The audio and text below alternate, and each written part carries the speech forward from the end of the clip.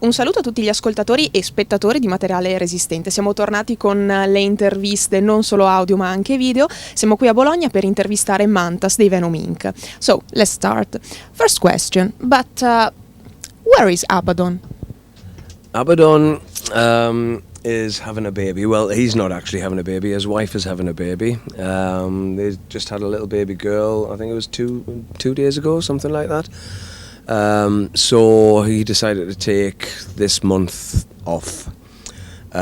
We had the tour booked and we didn't want to cancel again because we had to cancel in November for various reasons.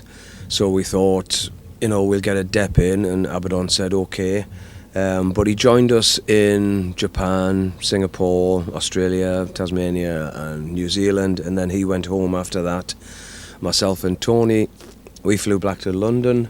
We had 1 day rest, and then we went straight into rehearsal with Jeremy Kling, who is the drummer from The Absence, American guy, and he was actually our sound man on the last American tour.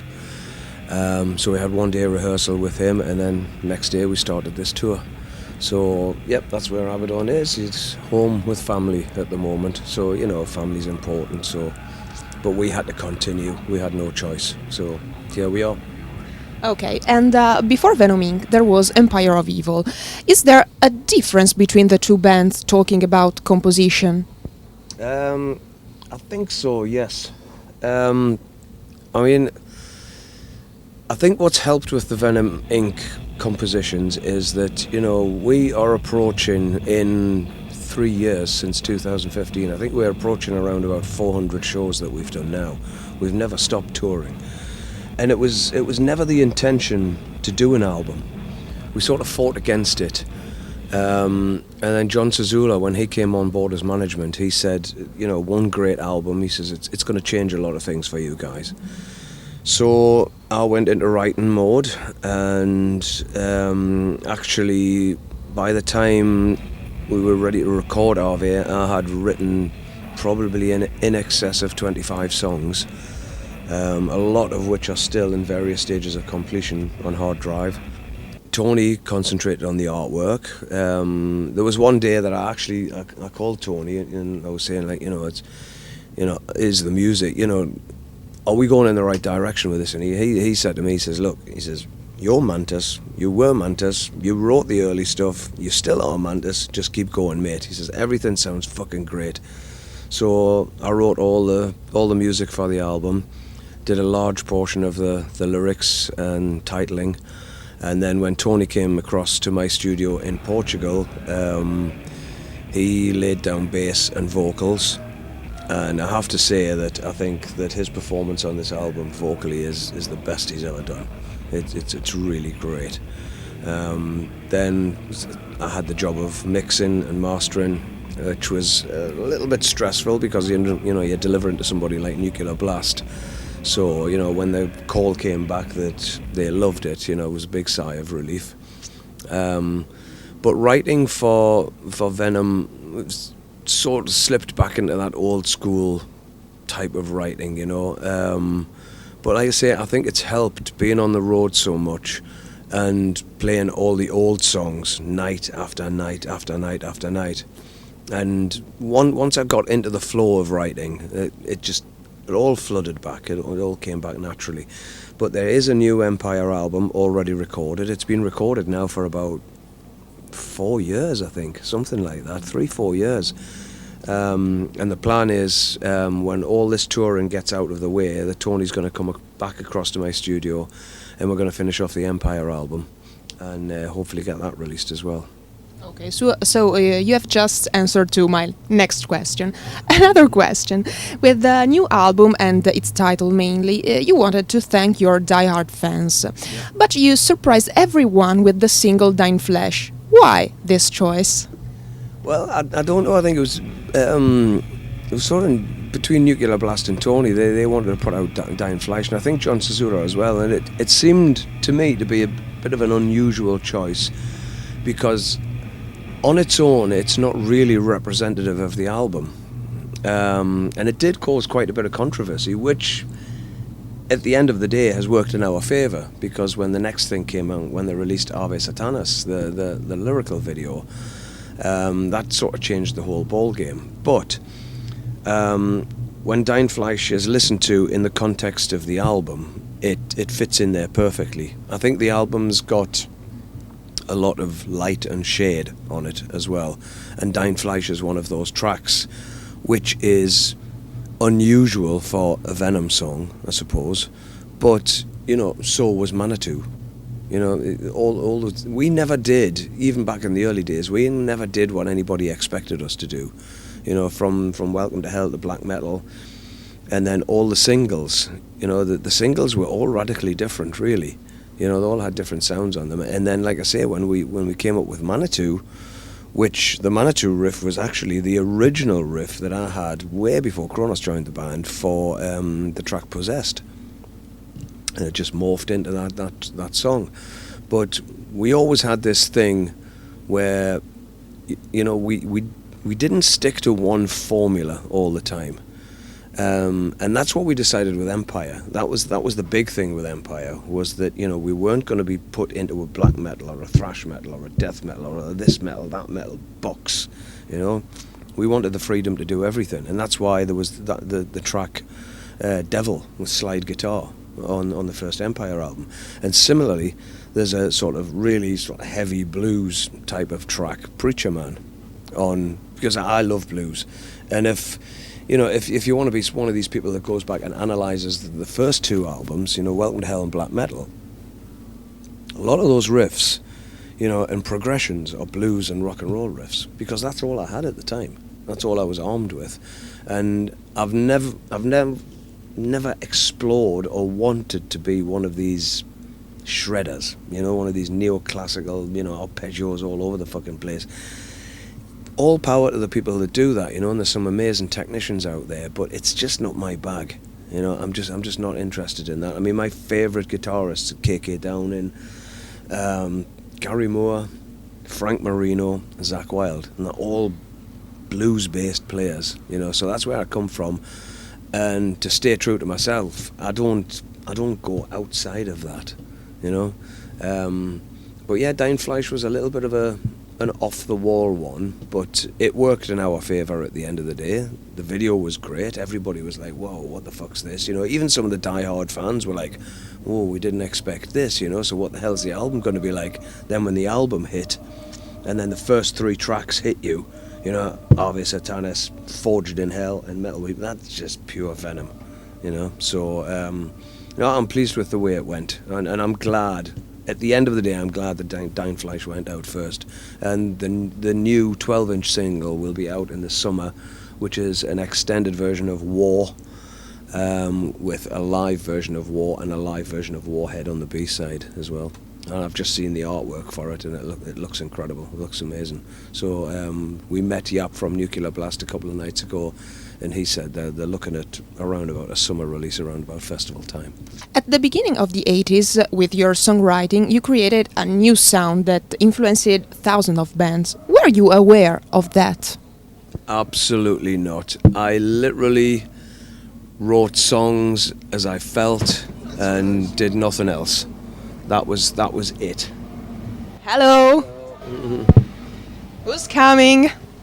Hey. How are you? Nice to see you. Nice to see you. Nice to see you. Nice to see you.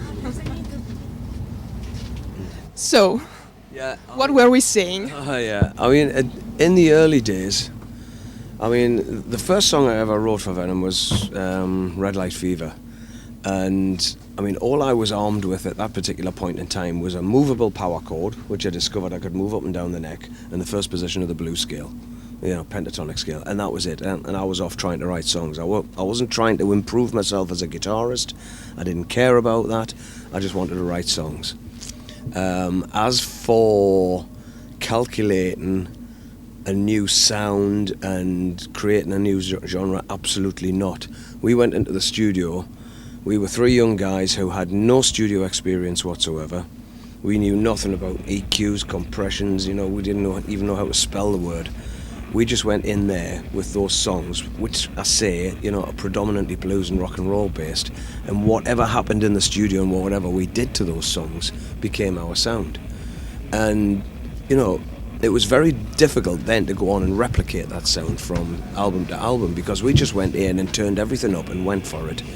And there was a lot of bands would go into the studio, into Neat Records, and I spoke to Keith Nicol, the engineer, and he said a lot of people would come in and say, we want to sound like Venom.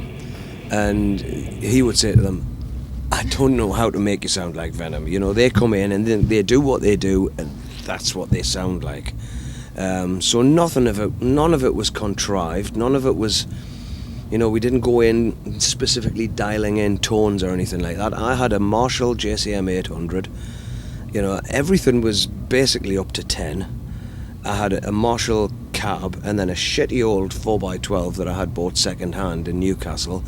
I had a copy Flying V and a horrible old blue fuzz pedal, which I can't even remember the name of, and that was the setup. And like I say, the rest was just down to the songs, and I've always said I was just a kid from Newcastle. I wrote some songs and people dig them, and I was fucking lucky. That was it. I think at that point in time the stars aligned and it was Venom's time. It could have been any band, right? It could have been anybody at that point in time, but it just so happened to be us. Because I think the world was ready for something different, coming off the back of the punk explosion. That had died out, and then, you had all these super squeaky clean productions. I always reference REO Speedwagon and Journey and Foreigner and all those people who were very highly polished. And everybody who had long hair and a guitar was getting put into the heavy metal box or the heavy rock box. And I remember we did an interview. It was just shortly after the release of Black Metal, or I think Black Metal was about to be released, but we did an interview and there was a copy of Kerrang on the coffee table. And, they were talking about the new wave of British heavy metal, and we didn't even feel a part of that. We didn't feel an affinity with Iron Maiden or Def Leppard or any of those people. Even the Tigers of Pantang or our peers in Newcastle. We were the outcasts. The fucking bands hated us. They really did. Nobody liked us in Newcastle. But anyway, on the cover of this Kerrang, there was a picture of Bon Jovi. He had the cover this week. And we looked at this and we said, well, look, this is a heavy metal magazine, and if that's what you call heavy metal, and pointed to Bon Jovi, he says, we're not heavy metal. But he was like, well, if you're not heavy metal, what the hell are you? And that's when we said, we're black metal. The one thing I'm proud of, I have to say, is that, black metal still exists today, albeit in a radically different form. It's massively different to what we started, or what we created, if you like. But we have a song called Black Metal. We have an album called Black Metal. We said we are a black metal band. Today, it's evolved so much it's unrecognisable. It's like still having dinosaurs walking around outside this bus now. There are none. There's cats and dogs and humans and other kinds of things, right? Because we've all evolved. And without evolution becomes extinction, right? So if that movement hadn't evolved right the way through to what it is now, it would have become extinct. It would have been wiped out. But I will say that I still maintained, and what I do agree with what Kronos said, the one and only thing I agree with what he said in an interview was that we are the only original black metal band.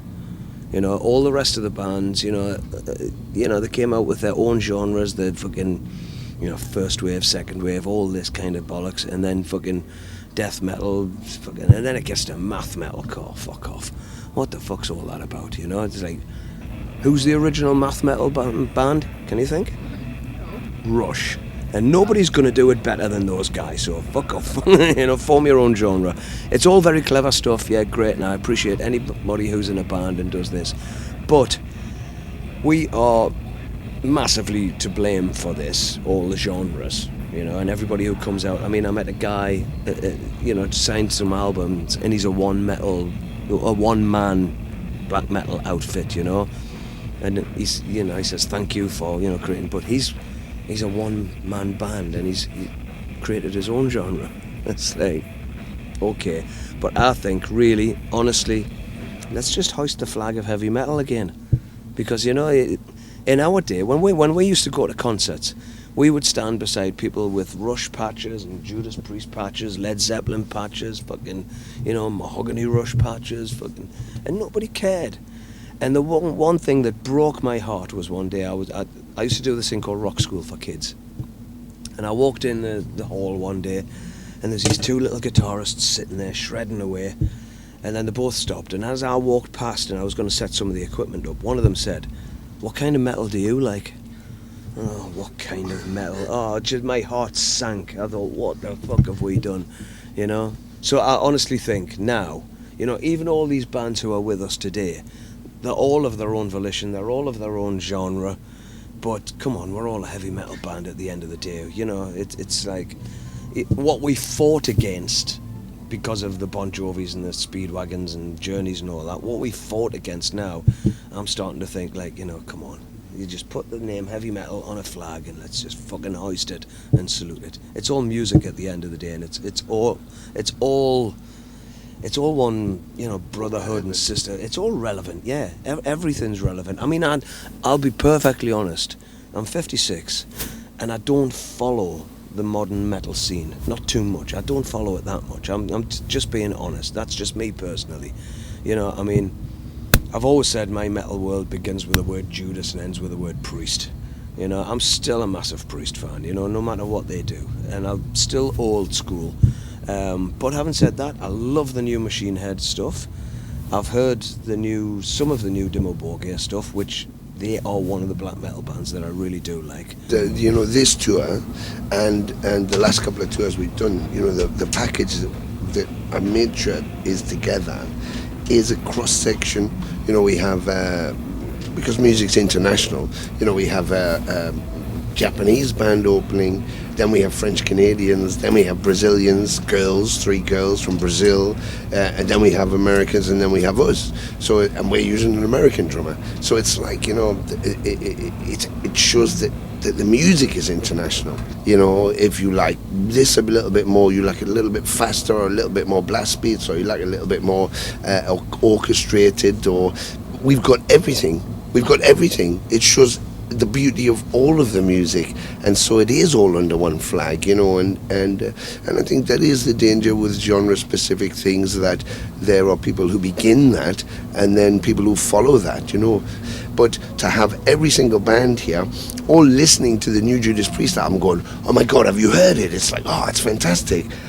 That shows that oneness. It shows the oneness. It's the music is what it's all about. It speaks to you on an emotional level, on a higher level.